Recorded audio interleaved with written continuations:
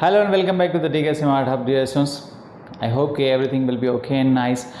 क्या आपने कभी सोचा है कि हम किस तरह चीज़ों को देखते हैं, हमारी आंखें किस तरह काम करती हैं, हमारी आंखों के अंदर कौन कौन से स्ट्रक्चर्स हैं, कौन कौन से पार्ट्स हैं, किस तरह काम करते हैं, या फिर हमारी आंखों के अंदर कौन कौन से स्ट्रक्चर्स मौजूद हैं और उनके अंदर अगर डिफेक्ट्स आते हैं। हम मोस्टली देखते हैं यूजुअली हमारे आसपास बहुत सारे ऐसे लोग हैं जिनके करीब की नज़र अच्छी है, क्लियर देख पाते हैं, सही तरीके से पढ़ रहे हैं, लेकिन दूर चीज़ों को क्लियरली नहीं देख पाते।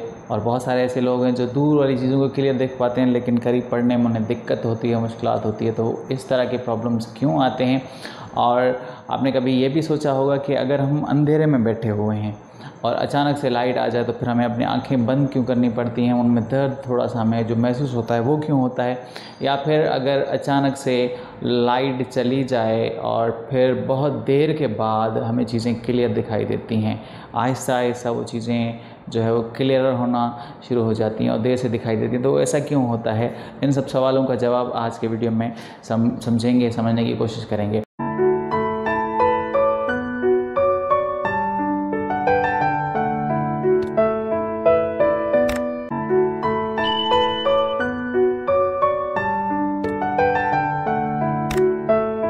Dear students, human eye is a organ of sense of site.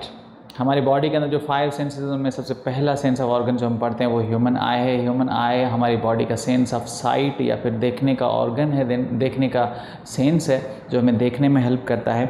It's an organ that collects the light. Different चीज़ें हमें दिखती क्यों हैं? वो इसलिए दिखती हैं कि जब लाइट जो हमारे पास इल्यूमिनेटिंग ऑब्जेक्ट्स हैं जो लाइट प्रोड्यूस कर रहे हैं, वो लाइट उन ऑब्जेक्ट से स्ट्राइक होकर हमारे आइज़ के अंदर जाती है और कलेक्ट होती है और फिर इलेक्ट्रिक सिग्नल जो हैं हमारे ब्रेन के पास पहुंचते हैं और उन इलेक्ट्रिक सिग्नल को, उन सिग्नल को रीड करते हैं, तब हमें पता चलता है कि हमें क्या देखा है। और ये मैकेनिज़्म है तो कहने में बहुत आसान, लेकिन होता कैसे है? Eye is an organ of sense of sight. It collects light rays and convert them into the electrical signals, and with these electric signals are sent to the brain. Brain का भी स्पेशल पार्ट आपको पता है, recently अभी आपने पढ़ा है। मुझे कमेंट बॉक्स में आप बताएंगे कि ब्रेन का कौन सा पार्ट जो है वो जिन आइज़ का मैसेज जो है, आई से मैसेज जो है उनके पास जाता है। So please write in the comment box. ये डेफिनेशन हो गई कि किस तरह जो आई काम करती है। उसके बाद थोड़ी सी इन्फॉर्मेशन आपको ये भी बताऊं कि जो डॉक्टर होते हैं आइज़ के, उन्हें हम ऑप्थेल्मोलॉजिस्ट कहते हैं। The person who is doctor of I, ophthalmology is called a study of आई।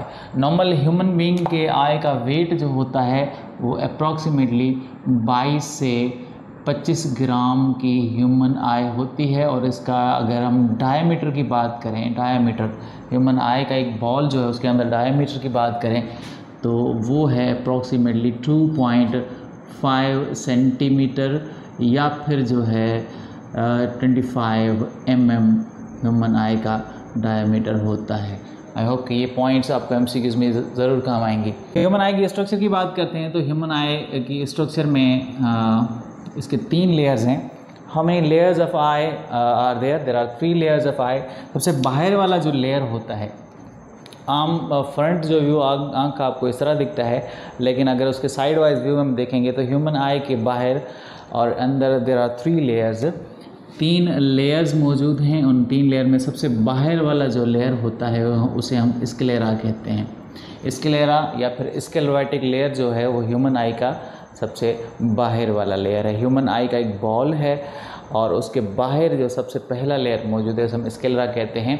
यही स्क्लेरा जो है ये ओपेक लेयर होता है, इसे लाइट पास नहीं होती। हम आमतौर पे देखते हैं कि आँख का ये पोर्शन साइड से जो आपको दिख रहा होता है, ये सिर्फ ये बीच वाला ब्लैक या फिर ब्लूइश छोड़कर, कुछ लोगों की आंखें नीली होती हैं, ब्राउन होती हैं, ब्लैकिश होती हैं, इसको छोड़कर ये साइड वाला पोर्शन वाइट दिखता है क्योंकि स्क्लेरा जो है वो वाइट कलर का हमें दिखता है।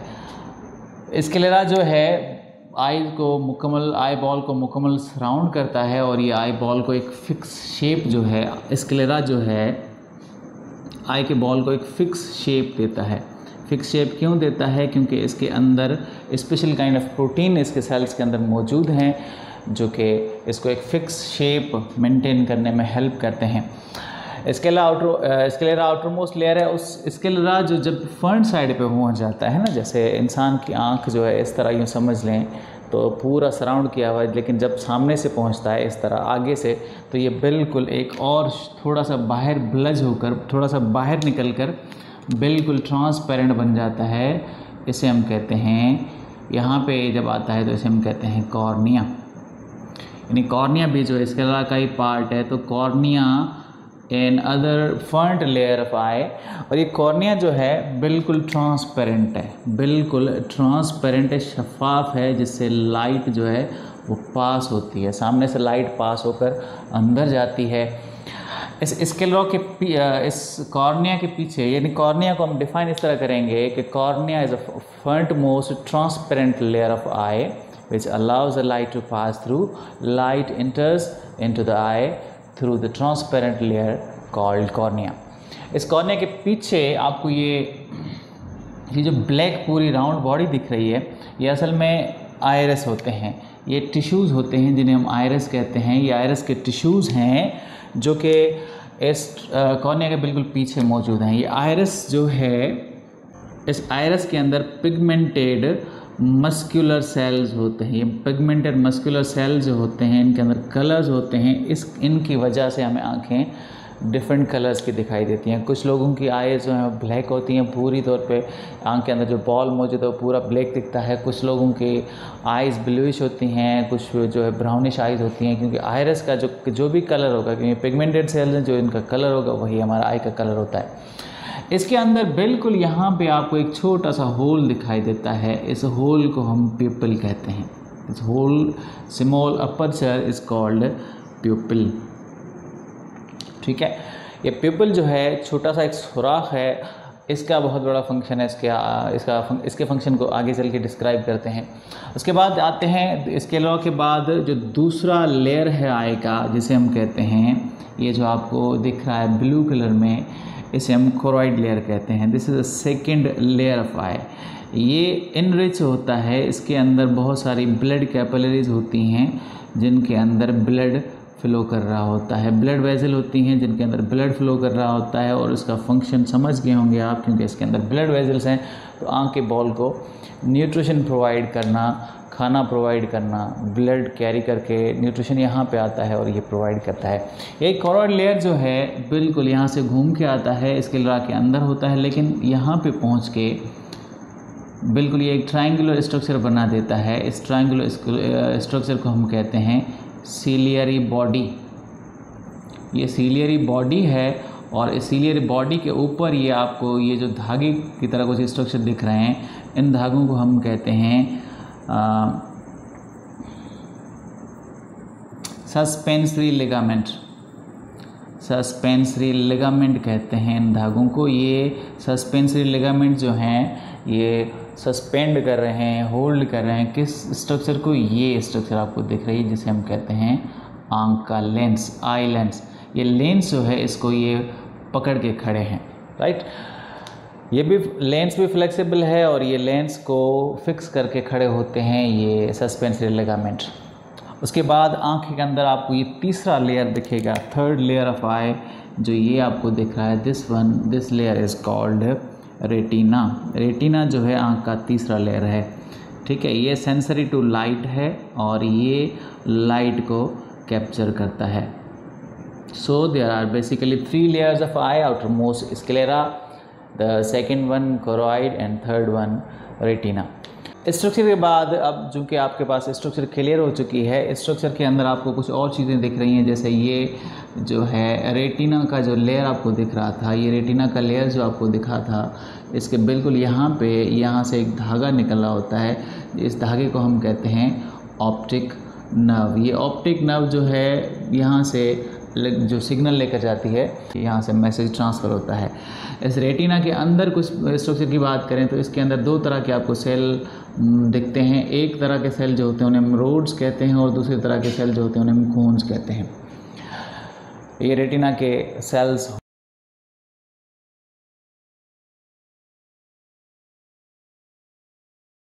स्ट्रक्चर के बाद अब बढ़ते हैं हम आई के फंक्शन की तरफ, कि किस तरह जो है आई अपना फंक्शन परफॉर्म करती है और हम कैसे देख पाते हैं।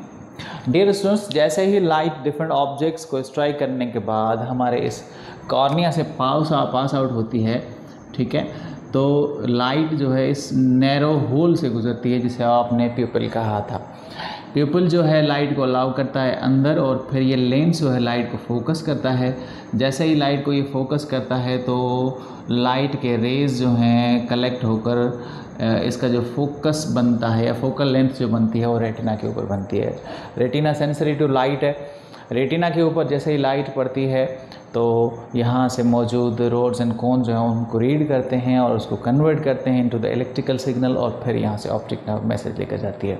ये आयरस जो है इसके अंदर ये छोटा सा अपर्चर आपको दिख रहा है, ये मूविंग होता है। देखें, जब हम लाइट में बैठे हुए हैं, हमारे तरफ बहुत सारी रोशनी मौजूद है, तो ये अपर्चर जो है वो बहुत ही नैरो हुआ होता है, क्योंकि ये रेटिना जो है वो सेंसरी टू लाइट है। अगर ज़्यादा रोशनी चली गई तो इस रेटिना को डैमेज कर सकती है। करना क्या है, इस रेटिना को बचाना है, तो ये आयरस जो है वो थोड़े से रिलैक्स हो जाते हैं और अपर्चर थोड़ा सा नैरो हो जाता है ताकि कम रोशनी अंदर जाए, इतनी ना जाए कि डैमेज ना कर सके। तो अगर लाइट की फ्रीक्वेंसी ज़्यादा है, इंटेंसिटी ऑफ लाइट ज़्यादा है, तो ये अपर्चर थोड़ा सा क्लोज हो जाता है, यानी हम ज़्यादा लाइट में बैठे हुए हैं तो फिर अपर्चर नैरो होता है। फिर लाइट अचानक से चली गई तो हमारी आंख कोशिश करती है देखने के लिए, तो ये अपर्चर जो है प्यूपिल जो थोड़ा सा वाइडर होता है ताकि ज़्यादा रोशनी अंदर जाए। फिर आहिस्ता आहिस्ता ये बड़ा होता है, धीरे धीरे से हमें चीज़ें दिखाई देती हैं। इस तरह जो है जब हम अंधेरे में बैठे हुए हैं तो ये वाइडर हुआ होता है, और जब ज़्यादा फ्रीक्वेंसी की लाइट या फिर जो है ज़्यादा स्ट्रॉन्ग रेज़ हमारे आई के अंदर एंटर हो जाती हैं तो फिर इसको बचाना होता है, तो फिर हम आंखें बंद करते हैं। तो इस तरह ये प्यूपिल जो है वो मूविंग है, फ्लेक्सिबल है, डिपेंड करता है फ्रीक्वेंसी ऑफ लाइट पे। तो इसकी जो मोशन है वाइडनिंग या फिर जो है क्लोजिंग जो है नैरोइंग जो इसकी मोशन है, इसे हम कहते हैं pupil reflex. Pupil reflex is defined as a narrowing or widening of pupil or moving of iris to adjust the light according to the eyesight, according to the sensation of a human eye. This is called pupil reflex, and that depend upon the frequency of light. Then we move towards the lens. ये जो lens है इसके अंदर से रोशनी जैसे होती गुजरती है, तो लेंस जो है ये भी मूविंग है क्योंकि ये सीलियर लिगामेंट जो है इसको एडजस्ट करते रहते हैं। अगर आप बहुत दूर की चीज़ें देख रहे हैं, कोई चीज़ आप बहुत फार मौजूद है, आपसे दूर मौजूद है, तो ये फोकस करने की कोशिश करता है। इमेज जो फॉर्मेशन होती है वो रेटिना के ऊपर बनाने की कोशिश करता है। चूँकि आप चीज़ दूर की देख रहे हैं तो ये जो है छोटा होकर इमेज को फॉर्म करता है रेटिना के ऊपर, और जब आप करीब की चीज़ें देख रहे होते हैं तो ये फिर थोड़ा साइज़ में बड़ा हो जाता है। इस तरह जो है ये भी मूविंग होता है। और हम जो है अगर टीवी पे बैठे होते हैं सारा दिन, मोबाइल स्क्रीन यूज़ कर रहे होते हैं सारा दिन, तो ये कंटिन्यूस मूविंग जो होती रहती है, और फिर उम्र के साथ यह ख़राब हो सकती है, और फिर है लेंस का भी डिफेक्ट हो सकता है जिसकी वजह से हमें चीज़ें एडजस्ट नहीं कर पाते और चीज़ें हमें क्लियर नहीं देख पाती।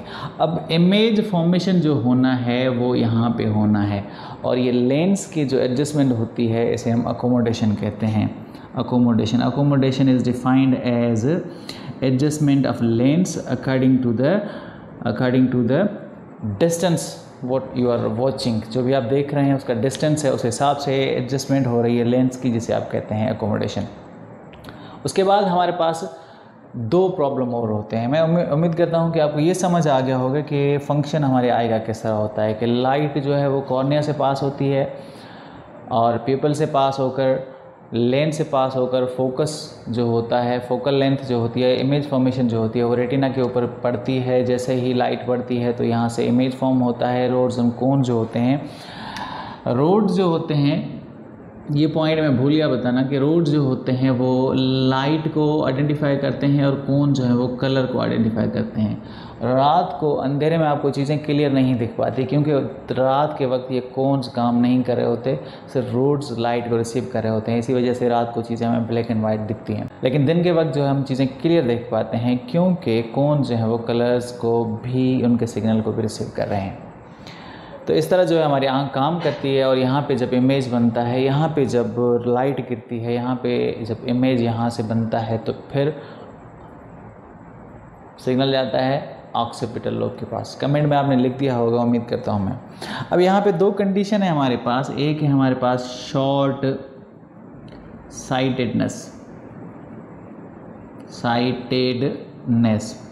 शॉर्ट साइटेडनेस का मतलब है कि आप करीब की चीज़ें क्लियर देख पा रहे हैं, लेकिन दूर की चीज़ें क्लियर देख नहीं पाते, इसे हम नहीं पाते, इसे हम मायोपिया भी कहते हैं, मायोपिया भी कहते हैं। ठीक है, यानी नियरर ऑब्जेक्ट्स क्लियर,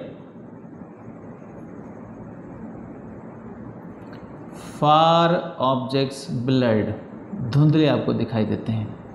क्योंकि अगर आई बॉल के अंदर एक्स्ट्रा ग्रोथ हो गई है और ये रेटिना का लेयर थोड़ा सा पीछे चला गया है, होता है इस तरह, तो इमेज फॉर्मेशन जो है, इस लेंस का जो इमेज फॉर्मेशन जो है वो इस रेटिना के बनने के बजाय image formation just in front of I, image formed just in front, image formed in front of retina, यहाँ पे बना है। ठीक है ना, तो इस वजह से हमें करीब वाली चीज़ें क्लियर दिखाई दे रही हैं, दूर वाली चीज़ें क्लियर नहीं दिखाई दे रही। अब सॉल्यूशन क्या है? सॉल्यूशन ये है कि हम जो है वो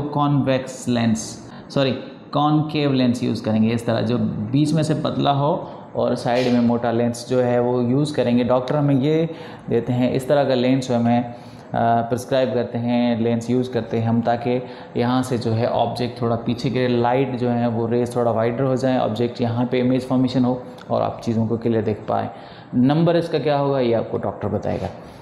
उसके बाद हमारे पास दूसरी कंडीशन जो होती है वो होती है लॉन्ग साइटेडनेस। लॉन्ग साइटेडनेस का मतलब है इसका बिल्कुल अपोजिट साइटेडनेस, है ना। इसमें नियर ऑब्जेक्ट्स क्लियर थे, इसमें फार ऑब्जेक्ट्स क्लियर हैं, लेकिन नियर ऑब्जेक्ट्स जो हैं वो ब्लर्ड हैं, धुंधले हैं। यानी इमेज कहाँ फॉर्म हो रहा है? इमेज इसमें फॉर्म हो रहा है, इस रेटिना के पीछे फॉर्म हो रहा है। इसकी वजह क्या हो सकती है? इसकी वजह ये सीलियरी टिश्यूज़ अगर काम नहीं कर रहे, लेंस को एडजस्ट नहीं कर पा रहे, अकोमोडेशन नहीं हो रही, तो फिर इसकी वजह से इमेज फॉर्मेशन बिल्कुल रेटिना के पीछे हो रही है और लॉन्ग साइटेड यानी दूर की चीज़ें हमें जो हैं वो क्लियर दिखाई दे रही हैं, लेकिन नियर ऑब्जेक्ट्स में हमें क्लियर दिखाई नहीं दे रही। अब इसका सॉल्यूशन क्या है? इसका सॉल्यूशन ये है कि हम जो है वो अब यहाँ पे कॉन्वेक्स लेंस यूज़ करेंगे, ऐसा लेंस जो बीच में से थिकर हो और साइड में थिनर हो। इस तरह के लेंस को हम कॉन्वेक्स लेंस कहते हैं। और ये कॉन्वेक्स लेंस ये लाइट को बेंड करता है, जिसकी वजह से इमेज फॉर्म पीछे होने के बजाय यहाँ पे फॉर्म हो। और इसका नंबर भी आपको डॉक्टर बताएगा कि किस तरह का नंबर आपने यूज़ करना है ताकि इमेज आपका फॉर्म कहाँ पे हो। Right, so this is all about I. Human eye is a organ of sense of site. It receives the light which is reflected from the external object. Light, the human eye is consists on 3 layers. The outermost layer is called sclera, the innermost choroid, which contain blood capillaries and provide nutrients to the eye.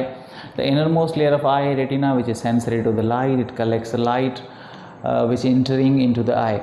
The frontmost layer, which is transparent, which is called cornea. When light enters into the cornea, after entering the light into the cornea, it passes through a small hole which is called pupil, and after pupil there is a lens which focuses the light and makes the object onto the retina, so that retina converts them into the electrical signal, and the signals are carried by optic nerve to the human brain, that is occipital lobe.